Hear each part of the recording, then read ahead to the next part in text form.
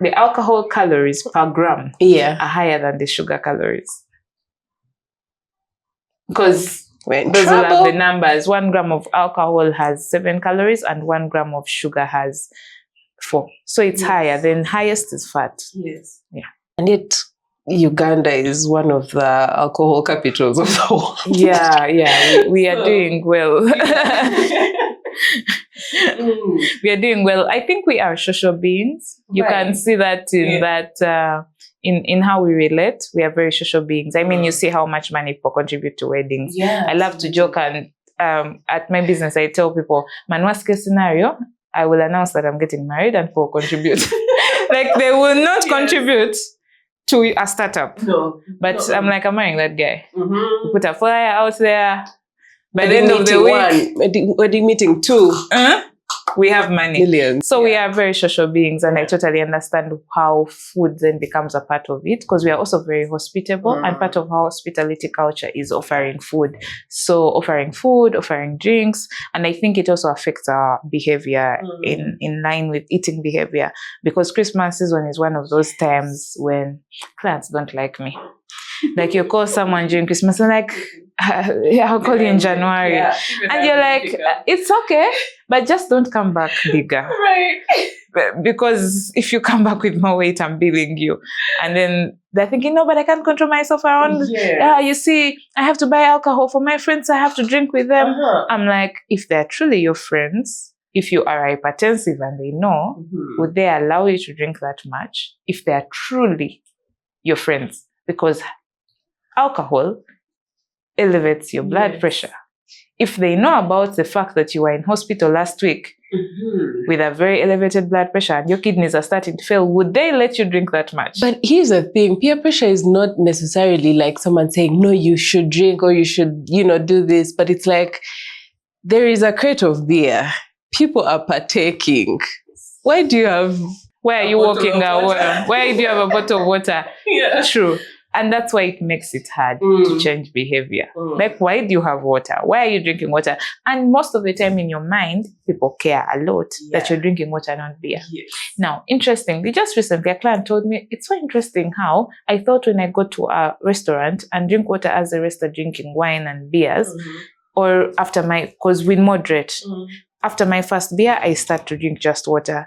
I thought people would notice so much, but I was there, stayed, and it was okay. Right. That's the good friendship.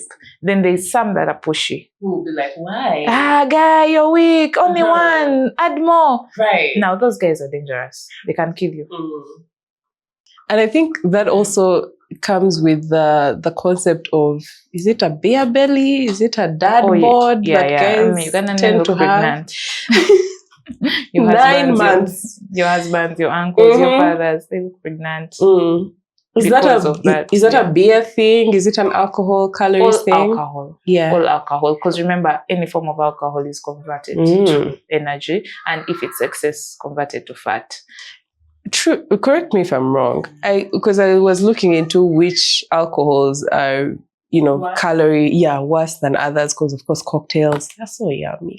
But they're, so sugary. But then apparently tequila is the least it's if you're speaking culprit. If you're speaking of alcohol from a perspective of the amount that is consumed, you might have tequila as the least, because people would typically take just one shot. But some people do more. So in the instance that you do more, tequila is actually heavier than a beer.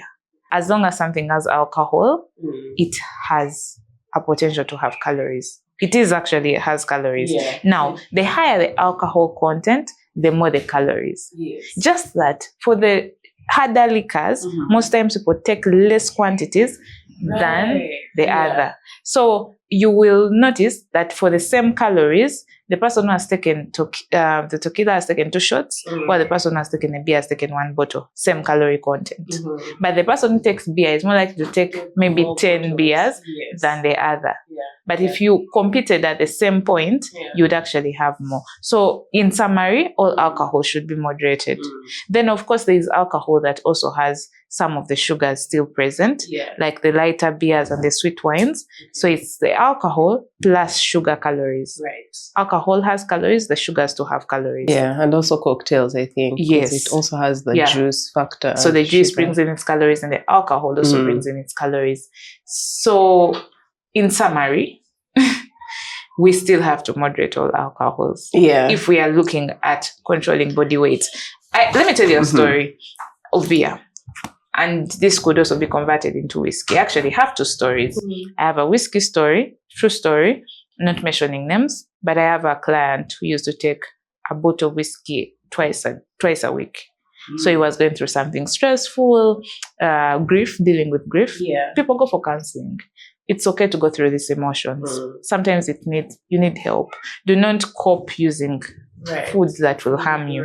So as he was going through grief, he picked up the bottle as his way to deal with the grief. So every time I think he would think about the loss of his parent, he would drink UG, the bottle. So he would consume about 750 ml per week. Now, when you look at that alcohol consumption, it's a lot for a week. Even if you're eating healthy, you will gain weight. So he was gaining about half a kilo a month. Now, when you accumulate that into 12 months, those are 6 kilos. If this grief goes on for 2 years, you gain 12 kilos. Now, for a person who puts most of their weight around the abdomen, if all the 12 kilos show up here, there's a very vivid illustration of the circumference going wider. But he's saying, I don't actually eat unhealthy. I even work out, but I'm gaining weight. So that means it's the whiskey. Then I have a story of beer. Before he even told me how much weight he had gained in a year, it was a funny one because he was telling me, my friend has an alcohol problem. And I'm like, okay, your friend has an alcohol problem. What about you? It's like, I just take like 10 bottles. But the guy can finish a crate. I'm like, you and your friend are friends. So it's easy to see a stick in someone's eye. So we noticed he was taking about over 10 bottles in a session. And so if there are sessions are 2 in a week, those are 20 bottles of beer. That's a lot. That's a lot. So for him, so if we do at the 10 bottles a week and do 200 calories, that's 2,000 calories every extra week. So in a month, he was gaining about slightly under a kilo, but let's make it a kilo. But it was like 0.8. So if you have 52 weeks in a year, times the 0.8 gain, that's a lot. So he had about 40 kilos extra. So when I did the numbers on the alcohol calories, and if I converted all that energy from the calories into fat, I said you could have gained 40 kilos of fat in a year. And for some reason, I had missed the history on what he weighed the year before. And then when I finally took it, it was actually exact. All the fat gain, he had gained over 40 kilos in the last year. Whoa. Because it's easy to gain 40 kilos a year. I mean, it's just about, it's under a kilo a week. Wow. I'm trying to compute it in my brain, especially with how much alcohol is a part of a lot of people's day-to-day. And you see that 10 bottles a week is very visible. Right, yes. So what happens if someone is like, this is a non-negotiable for me, I'm going to be out, on Friday night or on Saturday night. How do I work around this? Because does that mean you fast on Thursday and then Friday? Because, at least with the people I know, it's like, you have that meal that lines the stomach and then you start drinking. Does that make sense? Or would it be... let me have a very big calorie deficit the day before so that when I load so much. So it's like you're replacing your food intake with alcohol. In summary, you're thinking, let me load those alcohol calories and not load the food intake. Now, it's a very practical thinking. And I guess people do it when they're so concerned about the impact of the alcohol. I also know people who drink alcohol and the next day they are sort of fasting, drinking mainly water, or even alcohol is aside food. Like people go all out, eat junk, and then the next day they're trying to not eat. Now, well, that might save you a few weeks. But can you do that for life? You can't. Because somehow you will stop to compensate and the number of the beers will go higher than your compensation. And remember the story of the crisps versus the meal, the things you're losing out because of that kind of approach. Alcohol just gives you energy and alcohol. That nutrients it doesn't give you. So using it as a replacement for food will definitely have you on a somehow stable weight, but you're missing out on certain foods. But most of the time, there are few people who do that kind of thing. So what I would say as the actual solution to this is we need to understand why we do certain things. So as a dietitian, one of the things we study is we do nutrition counseling. And that means I need to deeply understand why you have certain habits. Like the example of the person who was dealing with grief. The problem is not food choices. The problem is he's dealing with grief, and that's his coping mechanism. Same thing with the alcohol. You want to sit down with this person and understand why on a Friday evening it means a lot for them to go to the bar, and not just go to the bar and drink a beer, but drink 10 beers. Most of the time, especially for young men, and let me put a disclaimer here, I'm using this from experiences, not from a research study or what, but I'm sure there are statistics on this someone could look out for, especially those who are good with psychology. But from my experience, you find that this, let's label him Mr. X. Mr. X will say, I feel I have to fit in with my peers. You'll find that there's one of or two of the people in the peer group, in the group, that drinks a certain way, and they only hang out in the bar. And X feels, if I don't behave like him, I cannot be his friend. Especially in those years of formation, in your 20s, you're trying to get an identity. If you get that same gentleman X and help him discover his identity beyond that group, you realize you'll be like, oh, yo, Friday, I'm hanging out to the gym. You know my boss? This person who inspires me so much at work, there's a spin class he does. I'm going with him.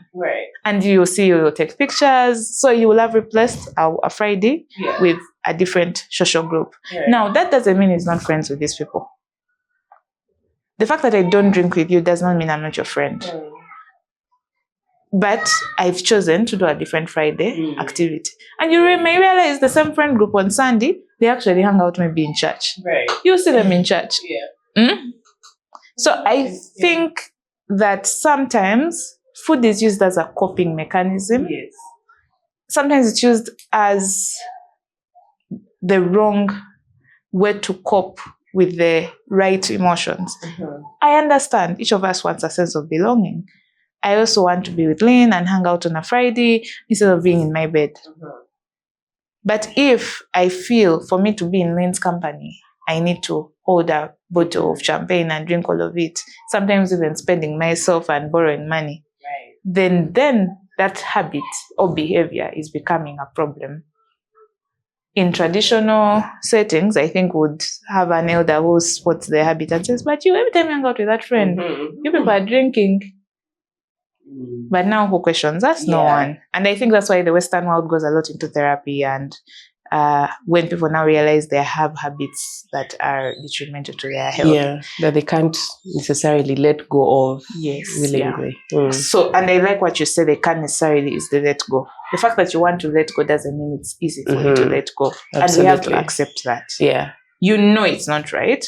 And you also know that there are better coping mechanisms, but you need some accountability, some hand-holding for you to actually let go of that habit. And it's not a group task, it's a personal task.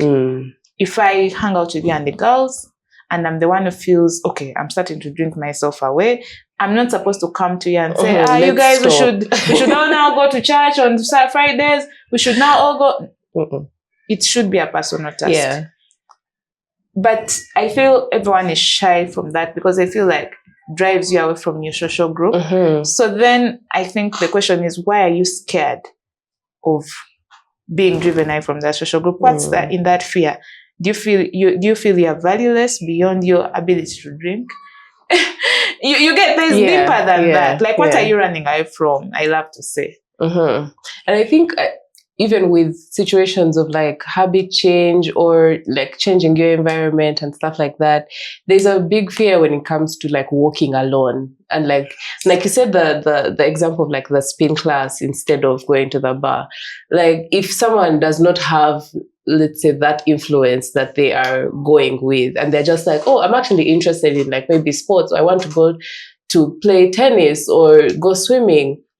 But then you're calling your friends and none of them are interested in doing that same thing with you. So the fear of walking that different path alone or that different lifestyle alone, I feel like keeps people in unhealthy spaces. Very valid, because these are social activities. But I love to ask people, who sits your exams? Even when you have a discussion group, who sits down and writes a registration number on that paper and actually sits your exam?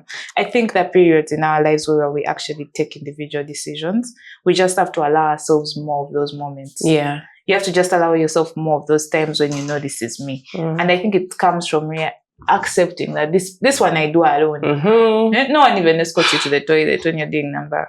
Absolutely. You say this one I'm alone, you'll be like, you guys, please, toilet time. Let's all go.